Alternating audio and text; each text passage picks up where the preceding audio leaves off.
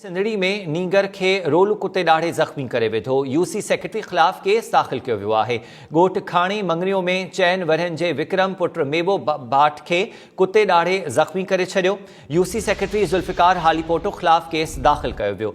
सिंधड़ी में नींगर खे रोलू कुत्ते ॾाढे ज़ख़्मी करे विधो। यूसी सेक्रेटरी ख़िलाफ़ केस दाख़िल कयो वियो आहे।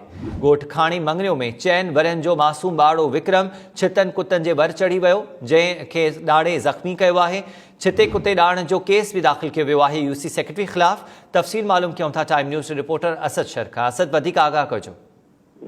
जी हाँ, मां तव्हांखे ॿुधाईंदो हलां त हीउ यूसी सिंधड़ीअ जे यूसी सेक्रेटरी आहे ज़ुल्फ़िकार हालीपोटो, जंहिं ते जेको आहे सो हिकु वधीक केस जेको सिंधड़ी थाणे ते एसआई जमील जी फ़रियाद ते वधीक दाख़िल कयो आहे, जेको गुनाह नंबर 41 ऐं कलम 289 ऐं 90 जे तहत दाख़िल कयो आहे। मजमूई तौर ते जेको आहे सो हीअ जेके कुत्ता रोलू कुत्तनि जे चकण सबबि माण्हू ज़ख़्मी थी रहिया आहिनि, उन्हनि जा गुज़िरियल ॾींहं अॼोके ॾींहं जे अंदरि 4 केस जेके धारदार अलॻि दाख़िल कया विया आहिनि, जेके सिंधड़ी थाणे फुलाडियो थाणे ते, जंहिंमें UC secretary Zulfiqar Halepoto, town officer आहे शुएब बाबड़ो ऐं यूसी सेक्रेटरी दिलबर तालपुर समेत जेको फुलाडियो जो यूसी सेक्रेटरी रमज़ान लोढो ते अलॻि जेके 4 FIR दर्ज कयूं वयूं आहिनि।